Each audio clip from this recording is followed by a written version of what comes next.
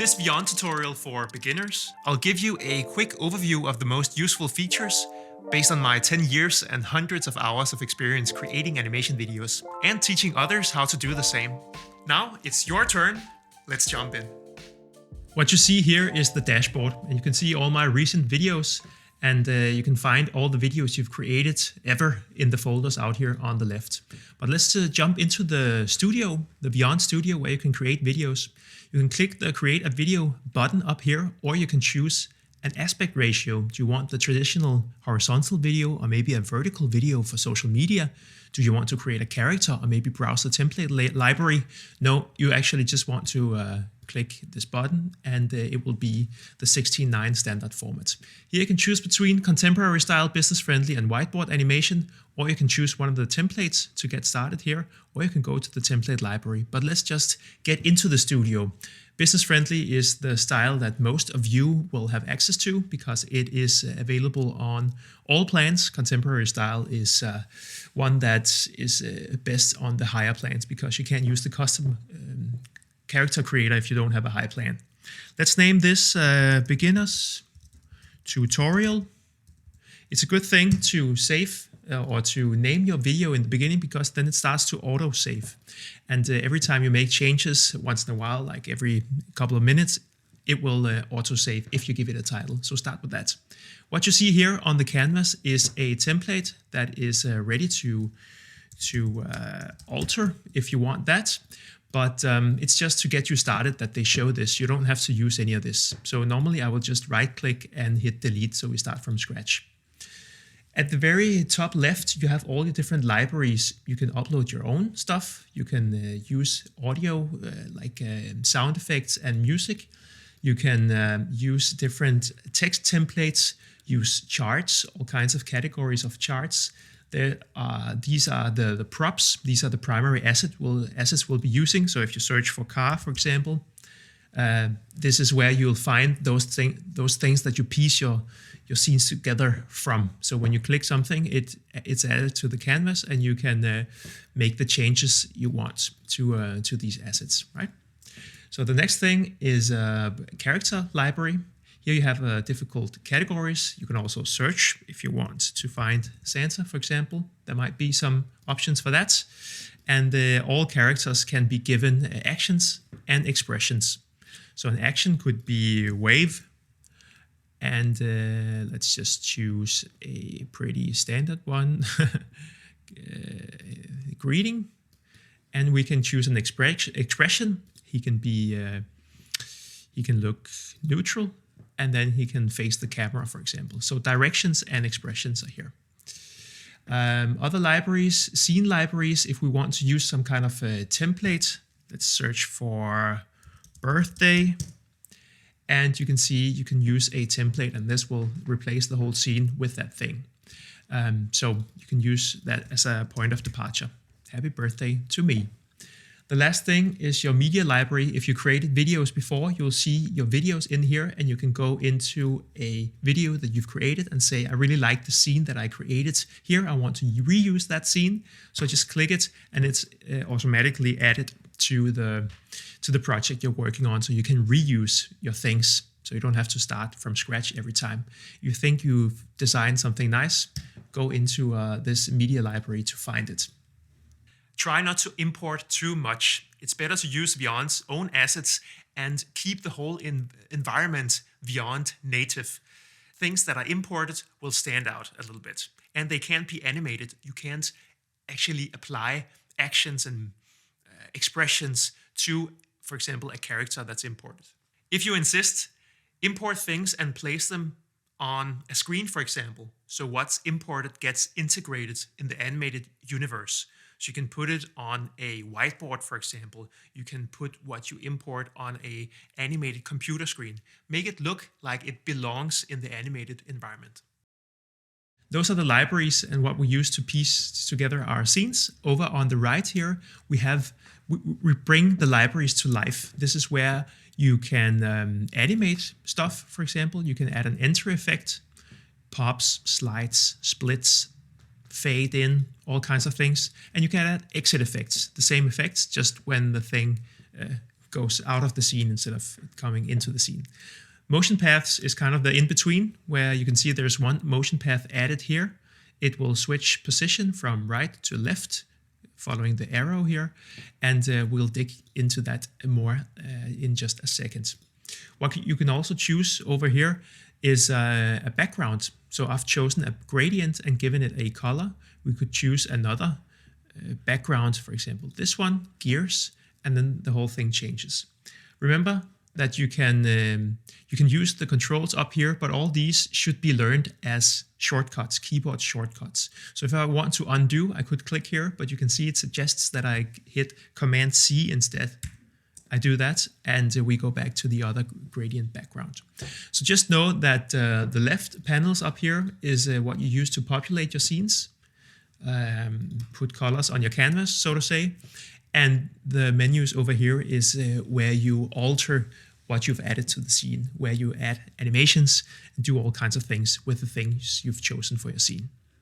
Down on the bottom, we have a timeline, very standard, like most video editors.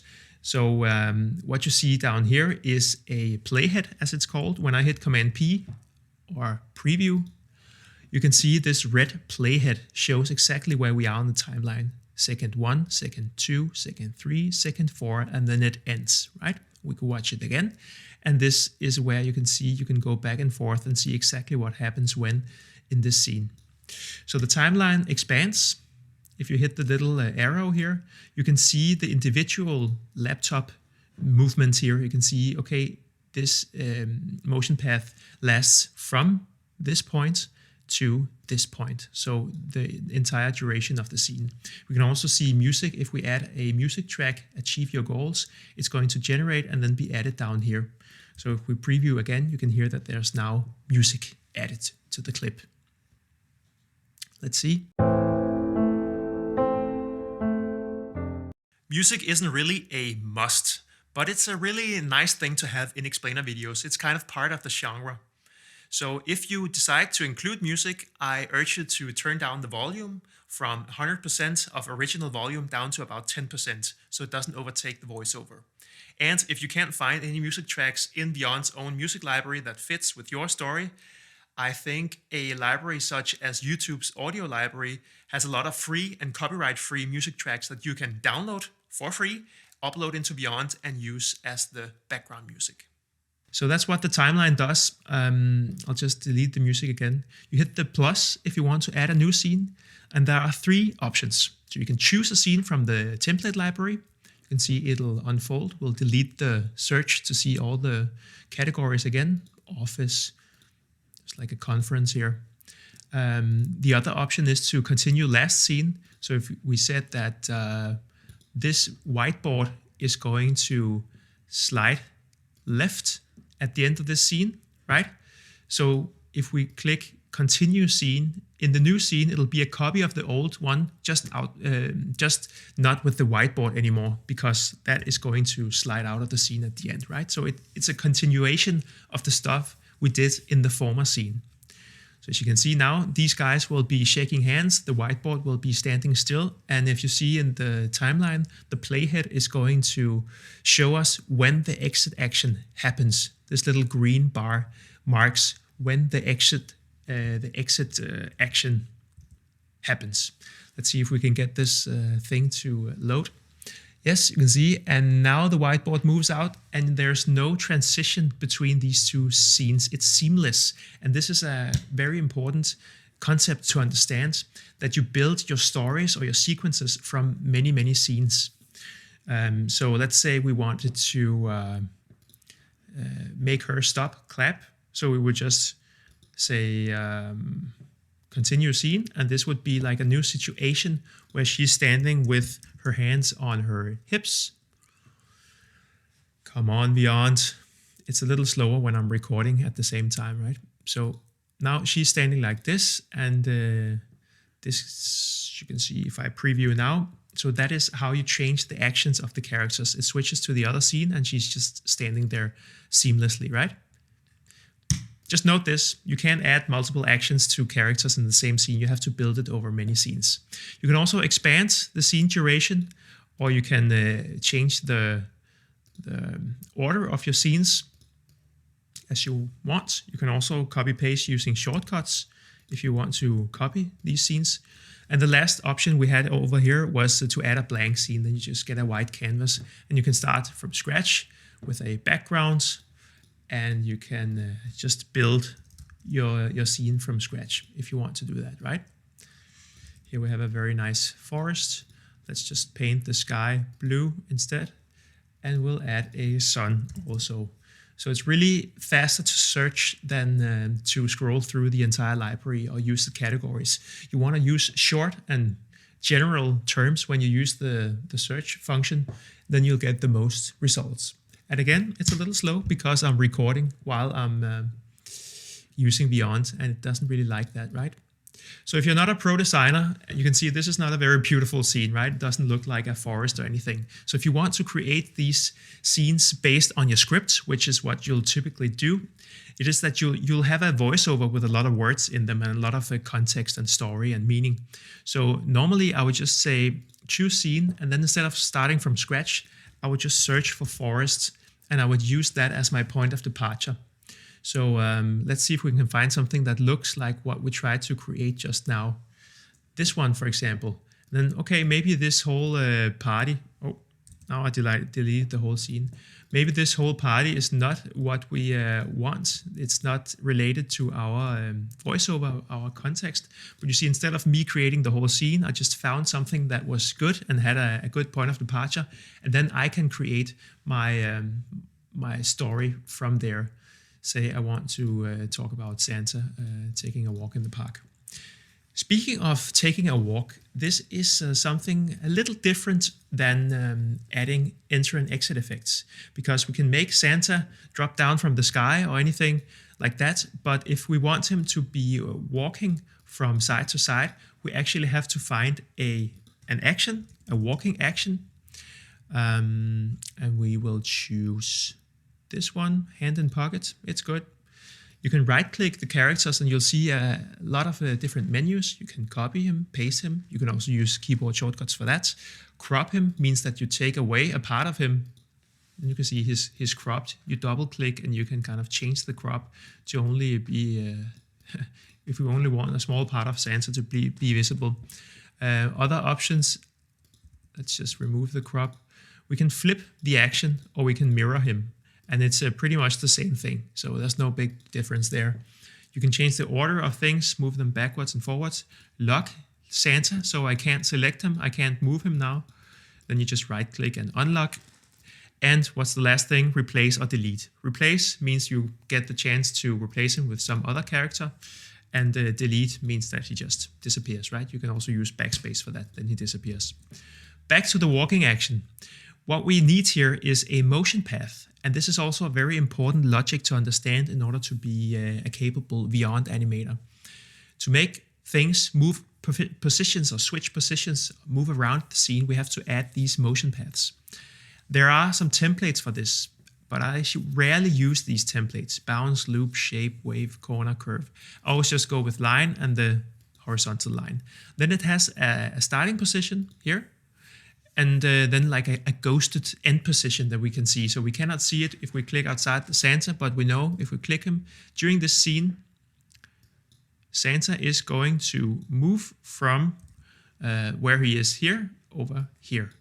And the art is to make the action of the walk loop sync with how fast he moves. So let's see if his feet look like they're actually in contact with the ground. If they're not, we will change either the distance he walks or the time he has to walk from A to B. Again, let's see if Vyond can play along here. Even though I'm recording, it should be able to preview these scenes. You can see he's actually walking too slowly. It looks weird because his feet are strafing over the ground. What we can do is that we can make him walk longer. So he has less time to go from point A to point B. And then it's probably going to look more realistic. So that's the way you add a walking motion to a character in Vyond. And if we then want him to be standing still here and look into the camera, we can do that by clicking Continue Scene, choose an action where he's just standing, and I meant stand, yes. So let's find, this is pretty close to the walking action, and then he will be, we want him to be happy and look into the camera. It's not really a camera when it's animation. But now you can see that that's the logic that you have to use when you make stuff move from left to right, and then he stands there at the end. And it switched from scene 8 to scene 9. Cool. You can change color on most things. So if you want this tree to be another color, like a harsh green, for example, or maybe it's fall, so you want it to be more like a fall color, you can change most colors. So it's really up to you to design these things so they look beautiful and harmonize, right? So if it's fall, we have to change all the different trees so it looks aligned in a way. These are maybe a little darker, and these bushes have also this green color. Let's just give them a little bit of a red here. So now it's a whole different show. Maybe the water is a little darker. And the sky is, maybe it's night, right? So you can change all these things with colors. Colors means a lot, right? Your designs are very dependent on your ability to control color. So that's a whole another talk. You can watch some of my other videos on color theory and how to use color in Vyond. When we talk about color, there are 3 things that I always recommend. Use your own colors, use lighter colors for backgrounds, for example, and use fewer colors. So use your own colors means when you have Vyond backgrounds or Vyond templates, you want to change the color in order to make the scene your own. If you just leave the colors as they are, it will look like a Vyond video, not your video. So change the colors to your own. Tip number 2, use lighter colors. Saturation means that a yellow color can be super, super yellow like a lemon, but it can also be yellow like the lamp in the background here, right? So saturation means how strong the color is. Turn down the saturation. Use less saturated, less strong colors for the large areas of your videos, for example, for big areas like backgrounds. So use lighter colors. The third tip was use fewer colors. So having 10 different colors in your videos will look kind of confusing. It's better to align the colors. So for example, all the backgrounds are the same color.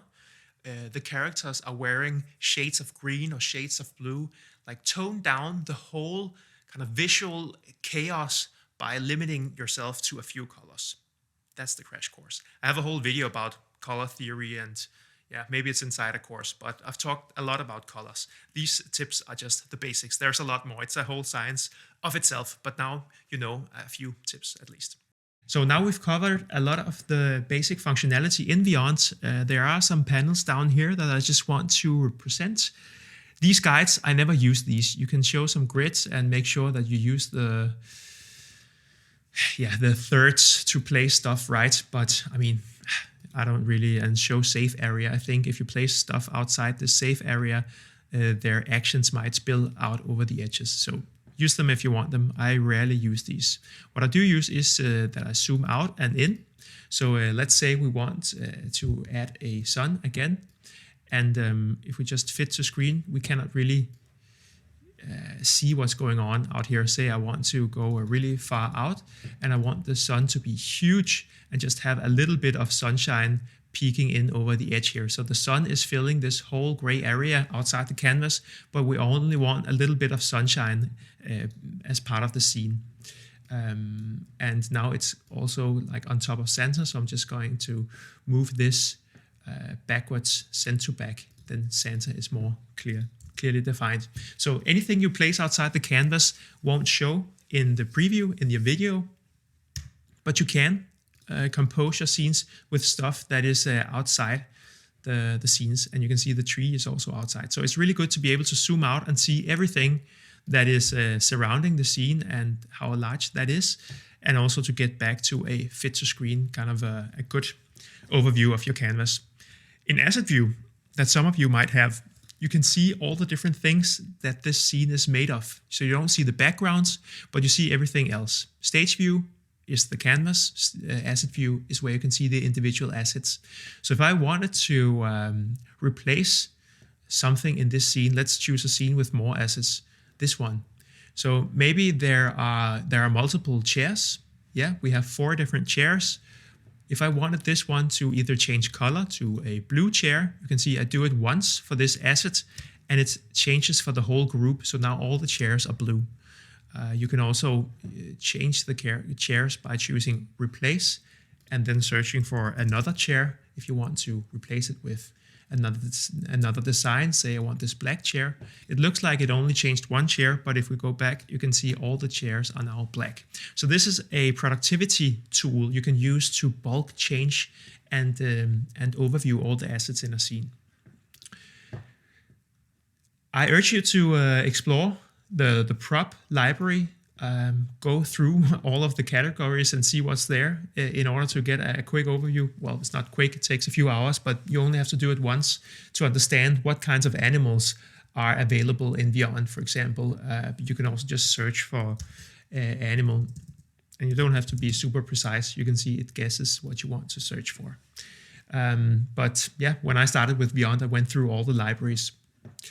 You can search by image. There are these new cool features that are not super necessary for beginners, but in time you might want to upload a picture of some specific dog, and maybe it can match that picture to an animated object.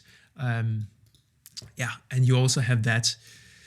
It's called color detection. So you can upload an image and auto detect the colors of that image and then use them in your scenes. So you will see a lot of functionality in Vyond that is not necessary when you just start out, but in time it will be.